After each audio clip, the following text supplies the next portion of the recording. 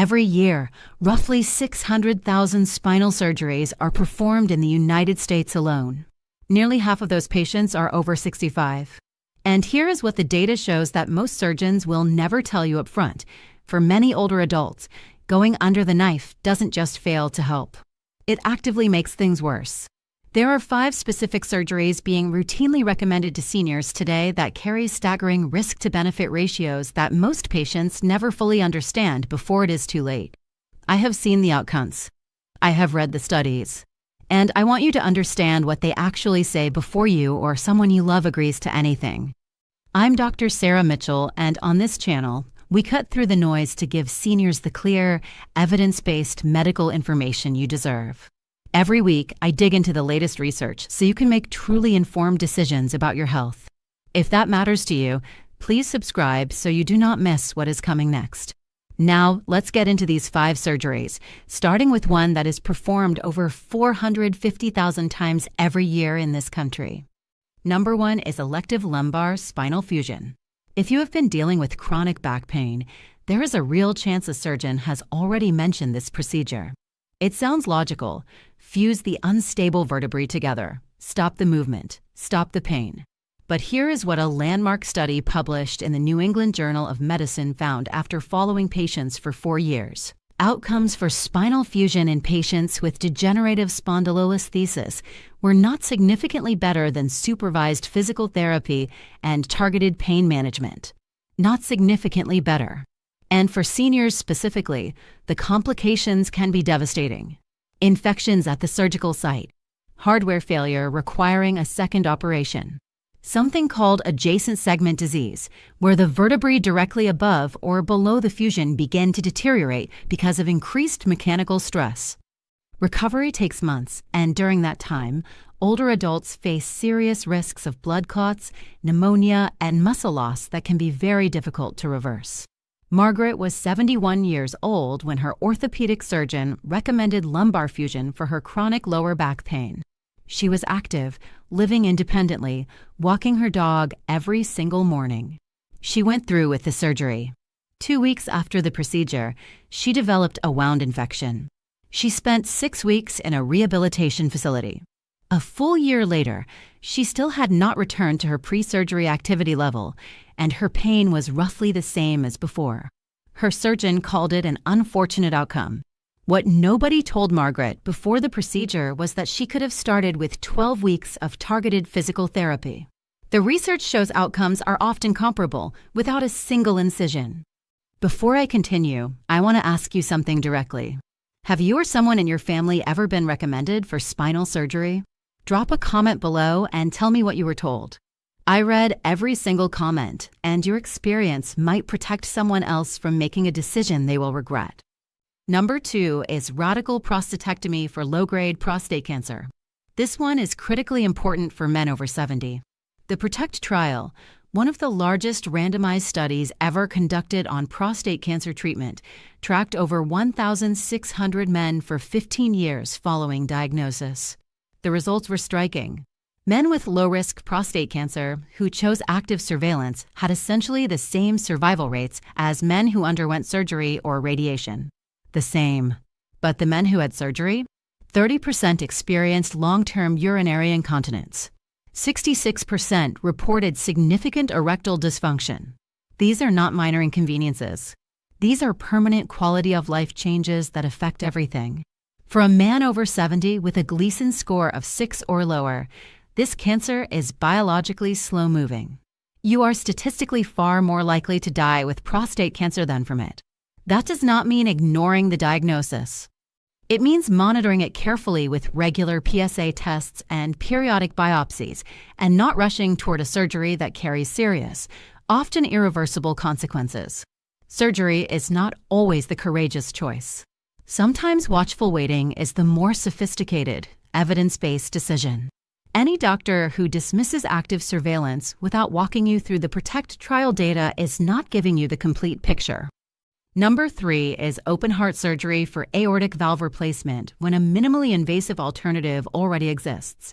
Aortic stenosis, the narrowing of the heart's main valve, becomes increasingly common after 65. For decades, cracking the chest open was the only real option.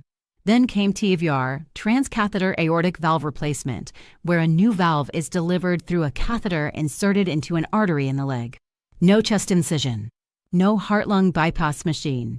The PARTNER 3 trial and the Evolut low-risk trial both demonstrated that TAVR produced outcomes equivalent to open surgery in intermediate and high-risk patients and in elderly patients with multiple health conditions. TAVR clearly outperformed open surgery in 30-day survival and speed of recovery. If your cardiologist recommends open valve replacement without mentioning TAVR, ask this question directly. Am I a candidate for the transcatheter approach? For most patients over 70 with aortic stenosis, open surgery in 2024 requires a compelling justification, not a default recommendation. Now let me pause here because what I am about to tell you about surgery number 4 surprises nearly everyone who hears it. Number 4 is elective repair of asymptomatic inguinal hernias in older adults. An inguinal hernia is a bulge in the lower abdomen or groin where tissue pushes through a weak spot in the abdominal wall. If yours was found incidentally on a scan or during a routine exam and you have no pain, no discomfort, and no limitation in your daily life, the research now strongly supports watchful waiting over immediate surgery. A study published in the Annals of Surgery followed elderly patients with asymptomatic hernias for 5 years and found that the vast majority did not progress to emergency complications and reported similar quality of life to those who had elective repair. Meanwhile, hernia surgery in a 75-year-old with even mild heart disease or diabetes carries real anesthesia risks, a recovery of 4 to 6 weeks, and a meaningful risk of chronic nerve pain at the surgical site. If your hernia is not bothering you, document it, monitor it with your physician, and unless it becomes painful, rapidly enlarging, or trapped, there is no urgency to cut. Number 5 is elective colon resection for recurrent uncomplicated diverticulitis.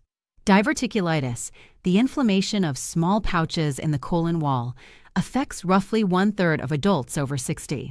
After a second or third episode, many surgeons recommend removing the affected section of the colon to prevent future attacks.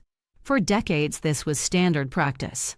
But evidence from the DIRECT trial, published in JAMA Internal Medicine, showed that elective colon resection after recurrent uncomplicated episodes did not result in better quality of life compared to conservative management over 5 years of follow-up.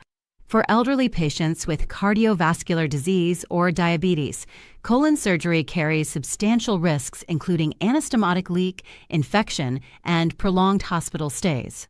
The critical word here is uncomplicated. If your diverticulitis involved an abscess, a perforation, or a fistula, that is a different conversation entirely, and surgery may be completely appropriate. But for recurrent episodes that are resolved with antibiotics and rest, the evidence no longer supports rushing to the operating room. Here is exactly what I want you to do before agreeing to any elective surgery. Ask your physician 3 specific questions. First, what does the published research show for patients my age with my particular health conditions? Not patients in general.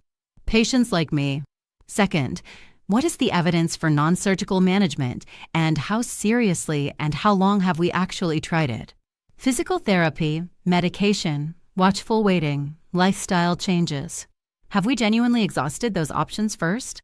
Third, can I get a second opinion from a specialist at an academic medical center? A surgeon at a community hospital may have very different incentives and patient volumes than a specialist at a university hospital. A second opinion is not an insult to your doctor. It is your right as a patient, and it is the medically responsible thing to do. Keep copies of your imaging results and lab reports together in a folder. Bring a trusted family member to surgical consultations when you can. Someone else listening catches information you might miss when you are anxious or overwhelmed. And do not let anyone rush you. Urgency around elective surgery is almost always a warning sign. Genuine surgical emergencies are unmistakable. If someone is pushing you toward the operating room faster than you are comfortable with, it is entirely appropriate to slow down, ask for time, and get more information. Please consult your own physician before making any changes to your care plan. Everything discussed here is based on published medical research and is intended for educational purposes, not as a substitute for personalized medical advice. If this video made you stop and think before signing a surgical consent form, comment below right now. Type reviewing my options if you plan to ask these questions before any future procedure. Type sharing if you are sending this to a parent, spouse, or friend who needs to hear it. Or just tell me which surgery on this list surprised you most. Your comments help this channel reach more seniors who are facing these exact decisions. If you are not yet subscribed, please do that now. Every week, I bring you research-backed health information designed specifically for people over 60, because you deserve access to the same evidence your doctor has, explained clearly and honestly. Next week, I am covering 5 prescription medications that geriatric specialists now flag as particularly risky for seniors over 70, including one blood pressure drug that nearly every primary care physician still prescribes. You will not want to miss that video.